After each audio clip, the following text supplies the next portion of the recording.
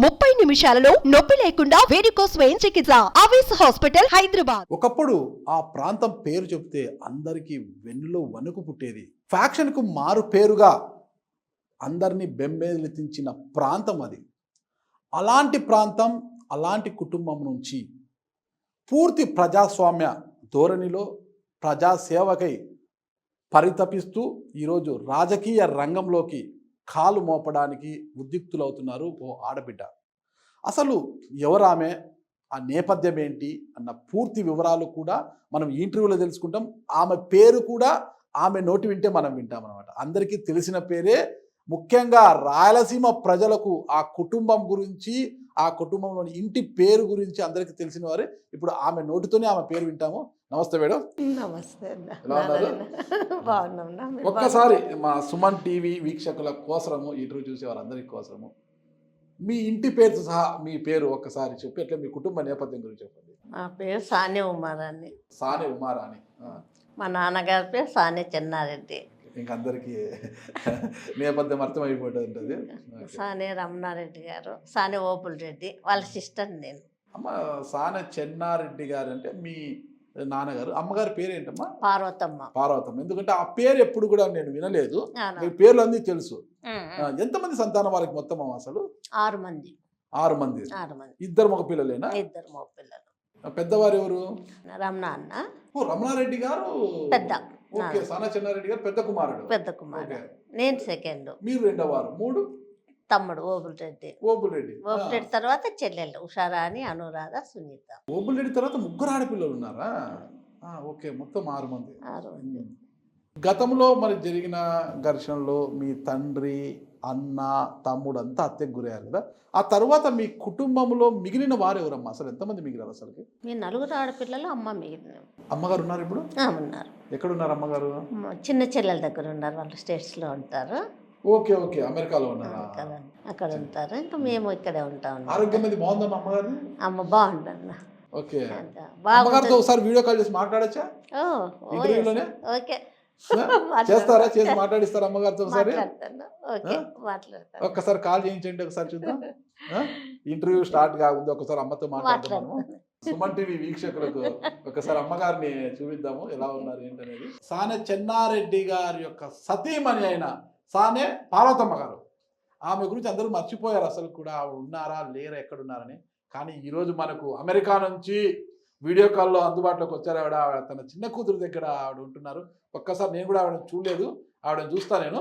అమ్మా నమస్కారం. అమ్మా నమస్తే. ఎలా ఉన్నారమ్మా? బాగున్నారమ్మా. ఆరోగ్యం అది బాగుందా? బాగుంది. అమ్మా ఎక్కడమ్మా? అమెరికాలో ఉన్నారు. ఓకే. మీ భర్త సానే చెన్నారెడ్డి గారు, మీ పెద్ద కుమారుడు సానే రమణారెడ్డి గారి యొక్క రాజకీయ వారసత్వాన్ని కొనసాగించడానికి మీ పెద్ద కుమార్తె సానే ఉమారాణి గారు ఇప్పుడు రాజకీయాల్లోకి వచ్చారు కదమ్మా. మీరు ఆశీర్వదిస్తున్నారా? ఆమెని ఒప్పుకుంటున్నారా?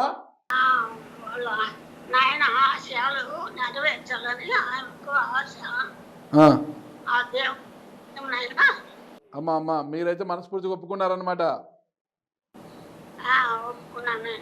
ఎందుకమ్మా ఈ రాజకీయాలు? ఈ రాజకీయాల వల్లే కదా మన కుటుంబం ఇలా అయిపోయిందని ఏం అనలేదా?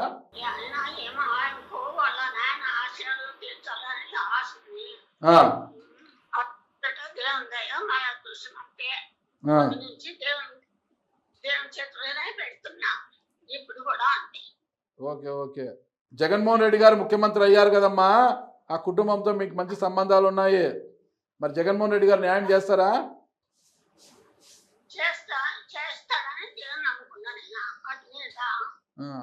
ఎప్పుడైనా ఫోన్ చేశారా జగన్మోహన్ రెడ్డి గారికి మీరు?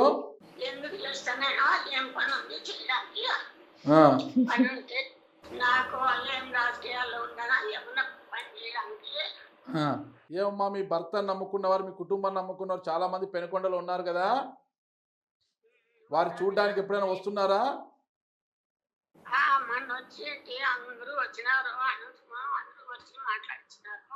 ఓకే అమ్మా, జాగ్రత్త అమ్మా. చాలా సంవత్సరాల తర్వాత మిమ్మల్ని ఇలా వీడియో కాల్లో చూస్తున్నాను. మీ ఆశీర్వాదము మీ కుమార్తె ఉమారాణి గారికి ఉండాలమ్మా ఖచ్చితంగా. నమస్కారం అమ్మా, నమస్కారం. మొత్తం 6 మంది సంతానమ్మ. అందరూ మీరు అనంతపురంలో సెటిల్ అయ్యారు. మీ సిస్టర్ చెల్లెలు ఉషా అనంతపురే, అనురాధ కర్నూలు. వాళ్ళు ఏం చేస్తారు మనతో? ఆయన ఇరిగేషన్లో డిఏ. ఓకే. ఉషమ్మ వాళ్ళ హస్బెండ్ కాంట్రాక్ట్ చేస్తారు, రైల్వే ఓకే కాంట్రాక్ట్ ఓకే. చేస్తారు. మీరు అనంతపురం ఏమన్నా మీకు ఇచ్చింది కూడా? మీ హస్బెండ్ ఏం ఆహా, చేశారు?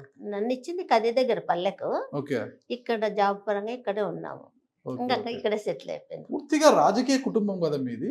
నాన్నగారు ప్రభుత్వ ఉద్యోగకి ఎలా ఇచ్చారు మిమ్మల్ని అసలుకి? అప్పట్లో ఎమ్మెల్యే కావాల్సిన వాళ్ళకు ఇచ్చారు కదా. అడిగారు కానీ పొలిటికల్ కి చాలా మంది ఆ. నాన్న ఎందుకు ఇవ్వలేదు. ఓకే రాజశేఖర రెడ్డి అంకుల్ వాళ్ళ రిలేటివ్స్ అట్లా వచ్చి అడిగారు, ఓకే. ఇష్టపడలేదు నాన్న ఎందుకో పొలిటికల్ కి వద్దు, ఆ. ఉద్యోగస్తులు ఉండాలా, పిల్ల ఆ. హ్యాపీగా ఉంటారు అనేది అనేవాడు నాన్న. ఎందుకు నాన్నగారు ఎమ్మెల్యేగా పనిచేశారు, మీ అన్నగారు ఎమ్మెల్యేగా చేశారు? నాన్నగారు నేపథ్యం రాజకీయ నేపథ్యం కదా, మంచి నేపథ్యం ఉన్న కుటుంబం కదా. ఎందుకు రాజకీయ నాయకులు వద్దనుకున్నారు నాన్న?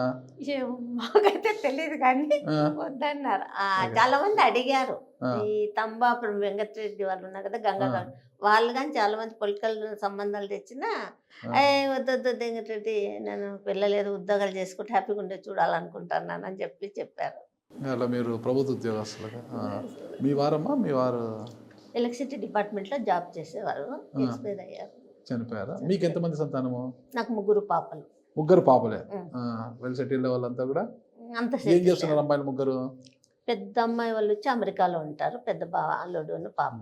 రెండో అమ్మాయి వచ్చి హైదరాబాద్, పాప సాఫ్ట్వేర్, బాబు డాక్టరు. ఉమ్. చిన్న పాప, చిన్న అల్లుడు, చిన్న పాప జిఎస్టీ ఇన్స్పెక్టర్ ఉమ్. సెంట్రల్ గవర్నమెంట్లో. ఉమ్. ఇంకా బాబు వచ్చి జాబ్ చూసుకుంటూ ఒక పక్క ఇవి బిజినెస్లు ఎక్కువ చేస్తారు, రియల్ మీ అల్లుడు ఎస్టేట్. ముగ్గురు. ఇప్పుడు మీరు ఒకరే ఉన్నారనమాట. అదే హ్యాపీ వెల్ సెటిల్ ఫ్యామిలీ. ఏ బాధరబందులు లేవు. లేవు. ఒంటరితనం ఒకటి ఉందన్నమాట. వంటతనం అని కానీ అన్నాను, నాకు మన వాళ్ళు వస్తూనే ఉంటారు కార్యకర్తలు. నాకు ఒకసారి ఇంట్లో టిఫిన్ తినడానికి కానీ ఉండదు, అవునా? ఫుల్ ఆ. పోయిన టైం కానీ టైం అయిపోతుంది. మా పని ఇప్పటికీ అరుస్తుంది మా ఇప్పటికీ పని సానే కుటుంబాన్ని గుర్తు చేసుకుంటూ ఇంకా వస్తున్నారా? వస్తూనే ఉన్నారు. ఆ, నేను చెప్పేది వద్దు, నేను చెప్తున్నా చెప్పినట్టు మీరే కనుక్కోండి అంతే, ఓకే మీరే కనుక్కోండి. ఒక ట్రాన్స్ఫార్మర్ను, ఒక పోలీస్ స్టేషన్ కను, ఒక ఎంఆర్ఓ ఆఫీస్ ఫోన్ చేయాలను, వాళ్ళ పని కాకపోతే వస్తారు, కాకపోతే పోయి నేనే డైరెక్ట్ పోయి ఆఫీసులో పోయి మాట్లాడి చేయించడం. ఇప్పుడు లోకల్ ఎమ్మెల్యేలు చెప్తేనే పనులు కావడం లేదు, మీరు చెప్తే పనులు అవుతాయా? నేను పోతున్నా స్టేషన్కి, పోతే గొడవ పడతా. ఓకే. న్యాయం అంటే ఎట్లా, న్యాయం అంటే చేయమంటే అన్యాయం చేయొద్దండి, న్యాయం చేయండి. గొడవ పడతారు. రక్తం. న్యాయం ఎక్కడన్నా ఉండి వాళ్ళకి మాత్రం సపోర్ట్ ఎప్పుడు చేస్తాను నేను. Okay, okay. ఈ ధర్మవరం పెనుకొండలలో మీ నేపథ్యం ఎక్కువ ఉంది, ఎక్కువ అటాచ్మెంట్ ఉంది కదా. అసలు ఈ ఫ్యాక్షన్లు ఇవన్నీ ఎందుకు వెళ్ళారు? అసలు రాజకీయాల నుంచి ఫ్యాక్షన్ నేపథ్యంలోకి ఎందుకు వెళ్ళింది అసలు మీ కుటుంబము? ఫ్యాక్షన్ ఎక్కడుంది అన్న నారాజన్న? ఓకే. ఎట్లుంది నాకు చెప్పండి, మీరే చెప్పండి. ఫ్యాక్షన్ ఎక్కడా లేదు, సృష్టించడం ఇదంతా. Okay okay. ఎవరితో ఫ్యాక్షన్ ఉంది? అంటే అప్పుడు పరిటాల కుటుంబానికి గంగుల ఫ్యామిలీకి గొడవలు వచ్చాయి. మళ్ళా మీరు అదే గంగుల ఫ్యామిలీకి మీరు సపోర్టర్స్ గా వెళ్ళారు, మళ్ళా మీరు నష్టపోయారు, పరిటాల కుటుంబం నష్టపోయింది. 3 ఫ్యామిలీల మధ్య ఫ్యాక్షన్ అనేది ఏర్పడింది. 3 ఫ్యామిలీలు నష్టపోయాయి. ఇక్కడ ఎవరు లాభపడింది లేదు దీనివల్ల కూడా. అందరూ నష్టపోయారు. కత్తి పట్టిన వారు కత్తితో పోయారు, అందరూ కూడా. ఎవ్వరు కూడా ఇది లేదు. అసలు ఎక్కడ స్టార్ట్ అయింది, ఇది ఎందుకు స్టార్ట్ అయింది అనేది ఎవరికి తెలియదు. నాదైతే అబద్ధం, నా ఫ్యాక్షన్ అనేది లేదు. ఎందుకంటారంటే పరిటాల శ్రీరాములు ఉన్నప్పటి నుంచి మాకు సపోర్ట్ గానే ఉన్నారు. పరిటాల శ్రీరాములు గారికి నాన్నగారికి సంబంధం ఉండిందా?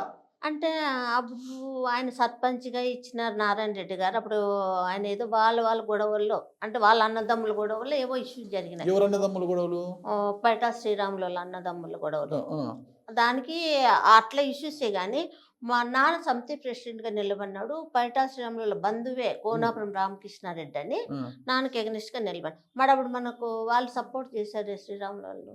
పరిటాల శ్రీరాములు గారు మీకు నేరుగా పరిచయం అంటే నారాయణ రెడ్డి గారి ద్వారా? మీకు నారాయణ రెడ్డి గారి ద్వారా పరిచయం. నారాయణ రెడ్డి గారి ద్వారా. నారాయణ రెడ్డి గారికి మీకు ఎలా ఉండేది ఫస్ట్ స్టార్టింగ్ లో? పరిటాల శ్రీరాములు కానీ నారాయణ రెడ్డి గారు కానీ నాన్నగారు అందరూ బాగానే ఉన్నారు. నా మధ్యలో ఏదో చేశారంతే కానీ ఫ్యాక్షన్ అనేది లేదు నా వాస్తవంగా. అది ఊరికే సృష్టించినారంతే. ఇక్కడ అసలు అనంతపురం జిల్లాలో ఒక రక్త చరిత్ర అనేది రాయడానికి కారణము, దాని ఆ పేరుపై సినిమా తీయడానికి కారణము కూడా ఆ రోజు పరిటాల శ్రీరాముల్ని అనవసరంగా హత్య చేయడమే. అది జరగకపోయి ఉంటే ఈ 3 కుటుంబాలు బాగుండేటివి, రాజకీయంగా బాగుండేది అంటుంటారు కదా. సో అది ఎందుకు చేశారంటారు అప్పట్లో? మరి శ్రీరాములు చంపడం అనేది అబద్ధం. మన వాళ్ళ జిల్లా. అది వాళ్ళు శ్రీరాములు వాళ్ళ నాన్నగారికి 3 భార్యలు. ఒక ఆమెకు పిల్లలు లేరు. రెండామెకి ఒక కూతురు, 3 ఆమెకి వీళ్ళ కొడుకులు 5 మంది. 5 మంది అయితే వీళ్ళు ఇక్కడ ఉండేది 3, ఇంక 2 పావుగడకళ్ళు ఉండేవాళ్ళు. వాళ్ళ ఆస్తి గొడవలు వాళ్ళు చేసుకున్నారు కానీ ఆడొచ్చిందేమంటే నారాయణప్ప చంపిండే నారాయణప్ప అన్నారు. కానీ మద్దులచారు అప్పుడు నారాయణ రెడ్డి గారిని నారాయణప్ప అని పిలిచేవాళ్ళు.